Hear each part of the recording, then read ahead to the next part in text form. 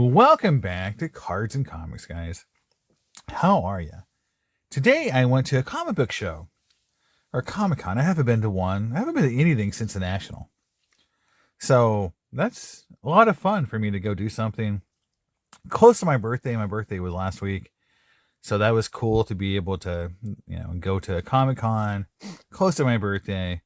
Unfortunately, it's a Saratoga Springs Comic-Con, which I normally set up at. But I didn't this year. I really didn't have time. I wasn't ready. I didn't have things priced. I've been traveling a little bit. But the Winter Comic Con at Saratoga is also just not a good show. There was only 4 dealers at the show, so you might say, well, I would have had a lot less competition, and you'd be right. But talked to a few dealers, and they said it was a terrible show for them, kind of the worst show they've been into in a long time.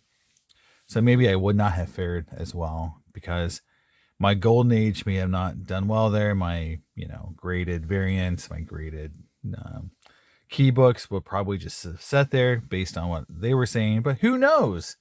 Maybe because they're kind of overpriced. Because believe me, I try to buy cards or comics from them and they were a little overpriced. Maybe if I priced my stuff correctly, I would have done really well. Who knows? I did not, but I did pick up a few books there. Again, it's a show where I've gone to, but every year I keep having to ask to go back. I don't ever get just invited. So it's easy for me to just get ignored and forget about it. So this year I just said, hey, I'll just sit this one out and maybe next year I'll do it again. So Airboy number 5, Dave Stevens book. It's probably one of my coolest pickups just from I've never had this book. I'm a big Dave Stevens fan. There's a Netflix documentary about him, I guess, that just came out. And I heard it's really good, so I'm going to go check it out. And also, Scott Pilgrim just came out on Netflix for guys. I'm a huge Scott Pilgrim fan, so there you go. Check that Scott Pilgrim show out if you get a chance. It's awesome. And it's written by the creator. And if you like the movie, I guarantee you'll like the show on Netflix. It looks I haven't seen it all the way through yet, but it's pretty amazing so far. Airboy number 5, Dave Stevens, cool book. You can see a trend with Dave Stevens. He likes brunettes. If you've seen The Rocketeer, he likes brunettes. And then look at this one, Johnny Quest number 5, Comico book. I'm a huge Comico fan. Comico was my number one let's say independent or small time publisher as a kid because they published Robotech and I was a huge Robotech fan. So they became my, number one comic book kind of company to look for. And here's a Johnny Quest, Jade Incorporated. You can see right there, Dave Stevens, 1986. So two Dave Stevens books in the bank. Next up are 2 cool variant covers. First up is Incredible Hulk 49. The Where the Wild Things Are variant with Hulk and Abomination. Just really fun, cool book. It's not Scotty Young. I thought it was. It is not. So it's that. But I thought it was a lot of fun. And I think it's one of those cool variant covers. Nothing I bought was priced well. I paid either full or more than full. Even after having him take some money off, I did not get much of a deal on any of these books. So it was just me picking up some cool books. Again, my birthday was last week. I'm 1 year away from my 50th, which is crazy. But my birthday was last week, so I kind of was like, I'll go to the Comic-Con, and that'll be kind of my birthday thing. And it was just 4 dealers and not a lot of stuff there. So I ended up getting the Incredible Hulk, Where the Wild Things Are variant. The next variant is a book I've never seen before, actually. Which was interesting because this book is pretty cool. It's a Spider-Gwen. This is an Archie Comics book with Miss Gwen. This was a limited book. Came out pretty high. It's gone down since, but like all variants do. But I thought it was a good cover. Never seen it before, and it's just really striking. I think it's just cool and fun. And so I grabbed it. There's a Pepe Veronica cover as well. That was in that series. Pretty cool. And a big Spider-Gwen fan. And then last but not least, the big book I guess you could say I picked up was the Strange Academy #1. I don't own this book. This is the regular version, not any sort of crazy variant cover. This is just the number one, and I like it a lot. I've never had it, and this book goes up and down quite a bit. So really cool to have it now and just kind of, hold it for a while because there's all kinds of speculation on that book as it is. So there it is. That's my day at the Comic-Con. Not a lot of pickups. Just, there with my daughter, having fun. We went and ate afterwards and made a day of it, but not a great Comic-Con. The Winter Comic-Con is always tough because people just aren't spending a lot of money. That's sort of where the market is across the board. Things are not bringing quite as much, especially very easy to find, but maybe liquid items. I think football right now is really taking a big beating due to the wars between the card makers, where you don't get full rookie class anymore.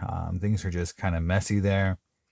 And so pricing's down a little bit, and that does give some opportunities for guys like me who build sets and collect a lot of stuff from the 90s to pick some stuff up. Now, there's been a lot of Griffey cards selling on eBay that were pretty cool and high end, and I missed out on all of them for the most part, except for some really cards I really, really wanted. I ended up buying them. I got, I think, a good deal on them. So when they come in, I'll show them to you. They're pretty cool, pretty special, from a set I love, a set that you have seen me open up quite a bit. It's not 99 Bowman's Best, though, so it's not that. Now, the other thing I've been doing, I have been going through a bunch of stuff. When I moved, when I got to New York, I moved a couple times.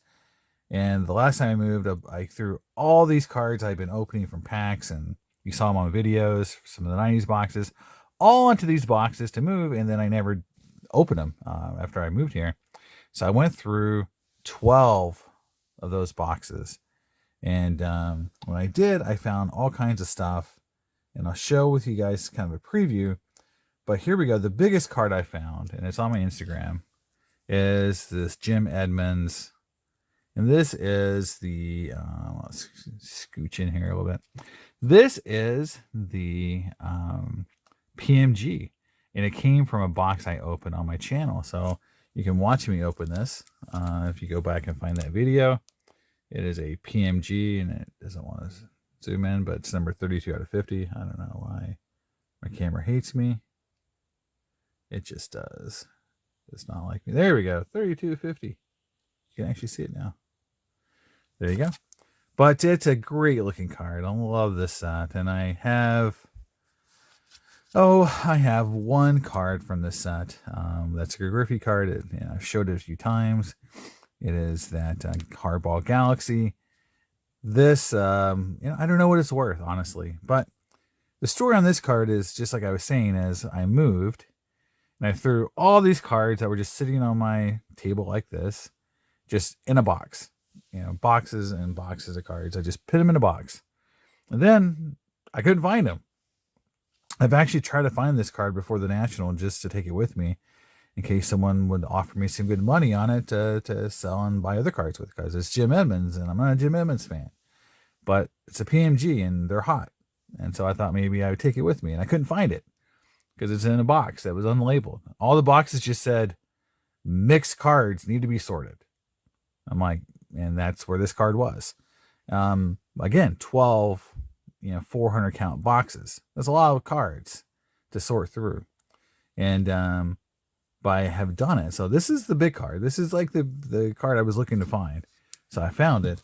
But I want to show you, give you guys a preview of some other cards I found, because I am going to do a video on it, on the 90s cards I found, and I'll give you a preview of kind of what I found. I went through and I found a 76 Topps football set. So here is some of the cards from that set, or just a few cards, just to give you a kind of a taste of what that set looks like. Here is the Staubach, and it is off center on the back, pretty bad. But this is the Staubach that was in the set. And then the best card in the whole set I found, the Franco Harris, and it is not cut on the back, and it is a very nice card. It's probably going to get graded. It's probably an 8 or better, I think. A really nice card. And so I found almost a full 76 Topps set, missing obviously the O.J. Simpson, but it had a lot of good cards in it. Next up is a bunch of 90s refractors to give you an idea of what I found in this box. Here's a milestone Frank Thomas refractor. I need it for my Frank Thomas set, and I found it. And these are 1 in 72 packs, so these are like every 3 boxes. So pretty cool. 96 bronze refractor. I opened this on my channel, and so I found it. That's a cool card. I don't have this graded, so it's gonna go get graded and get in my permanent collection.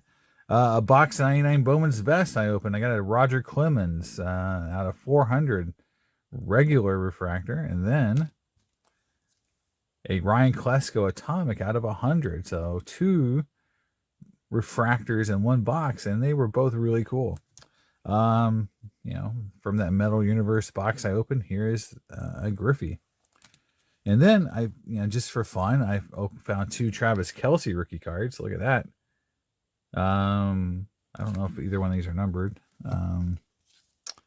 They are not numbered. One's a blue wave and one of them is a orange.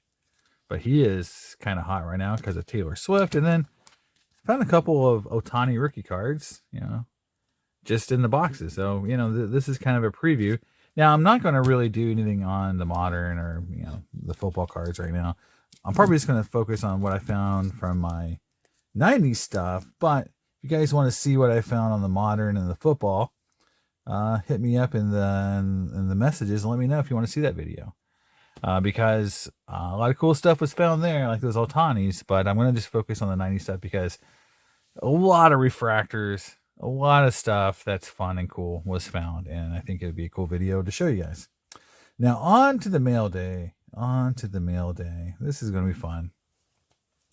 Finding that Jim Edmonds card is like a mail day, right? It's like a card that I knew I had, but I had lost, and then, bam, found it, and really happy I found that card because, PMGs right now, the reason why, besides it being a cool card, is a lot of people are putting sets together and they need certain cards. And if that card is a card that one of those guys needs, I might be able to trade it or sell it for something cool.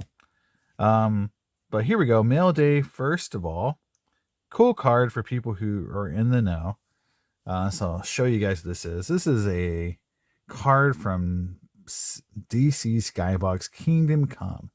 I believe this set came out in 99. 96. So I'm always wrong on the years. And on the back, it tells you, it's congratulations. You've received a limited card signed by either Alex Ross or the writer Mark Waid. Now, they're both cool, big time comic book collector or creators.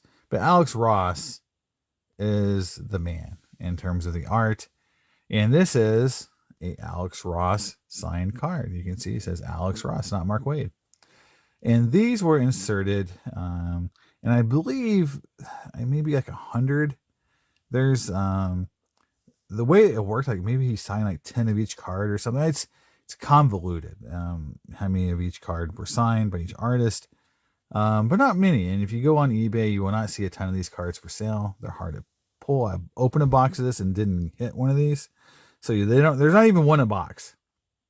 So you have to open these really odd shaped. These are the old Skybox. Forget that football set that came out that were this size. But for some reason, and I'm just going to rant a little bit, like Skybox, which makes a lot of great cards in the 90s, decided to do the DC cards as always these giant, cards that you have to have special holders for, special binders for. Everyone hates the bigger cards. They just are hard for anyone to store. And if they were just regular size cards, it would have been cooler. Because look, I've got this Batman, card here of Uma Thurman, and it's the same thing. The big card. It's not a normal size card.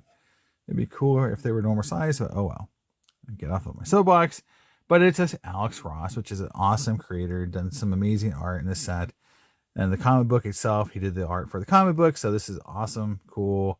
And it's a DC collector. It's one of those cool cards that, just like the Batman and Robin auto set, which has like 5 really cool autos in it, this is 2 autos of both really important creators. So for me, it was a very cool card to get. And I've been wanting that card for a while, and I tried to open it and I never got it.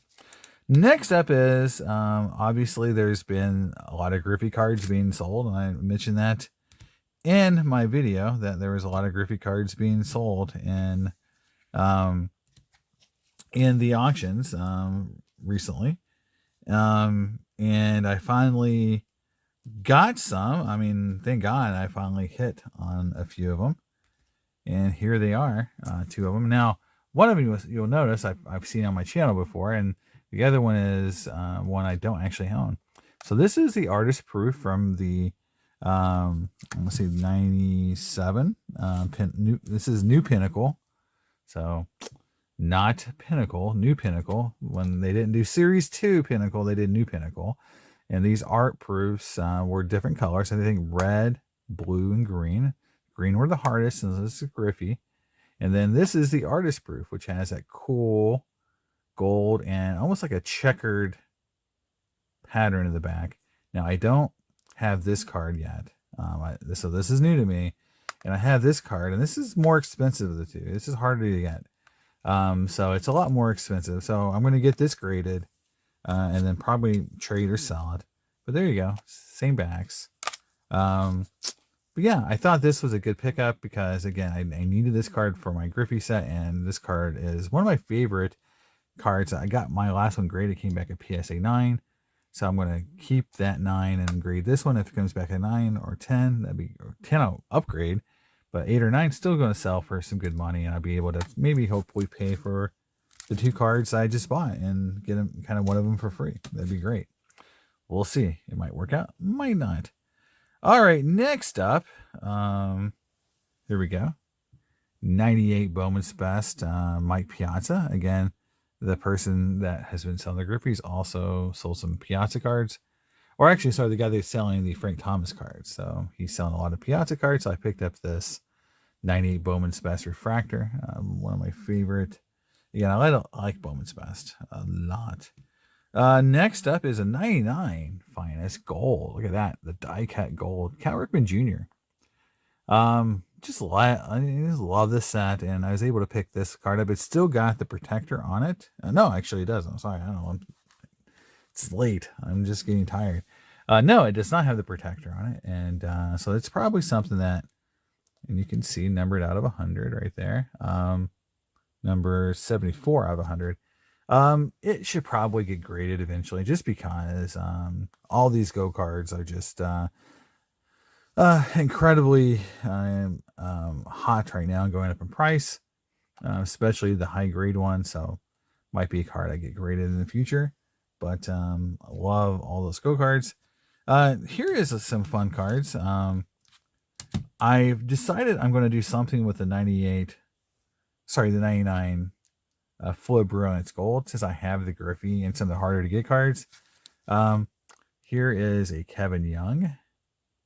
Again, this came out of the my old Pirate binder I had. So there was a Kevin Young in there. So that was cool to find that card. And then I bought two cards. From a dealer. I bought the Jason Kendall and the Ivan Rodriguez. So two catchers, which is kind of cool.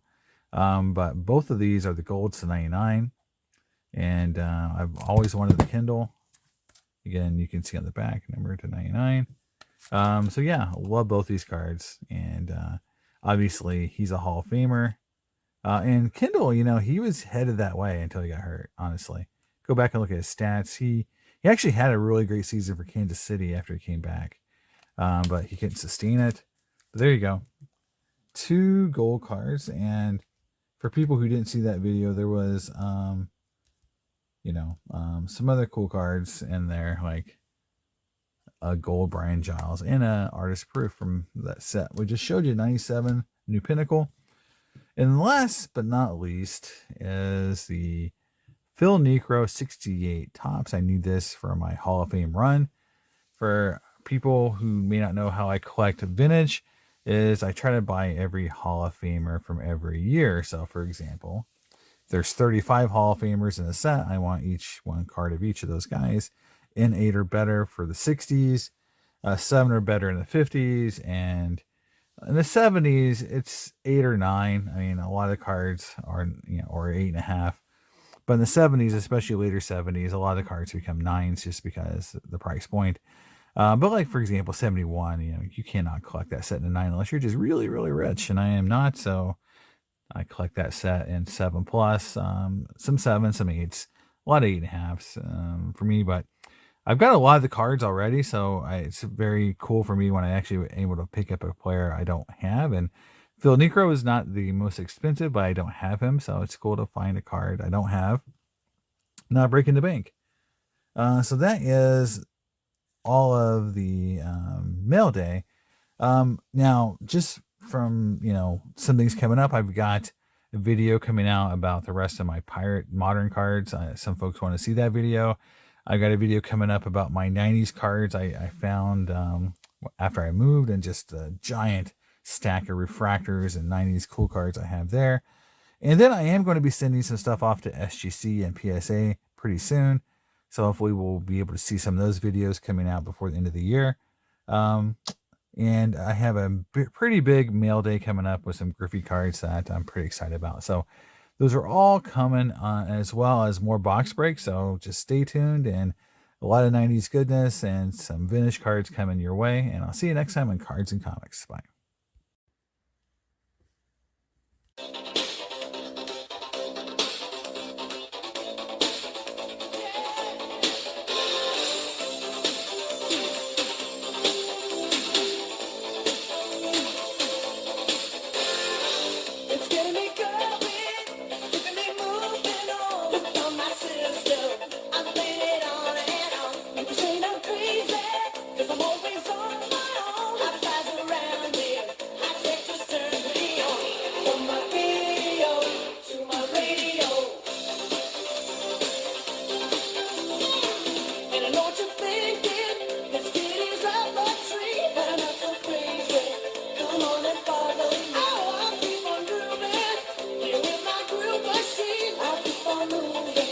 So you see what I mean.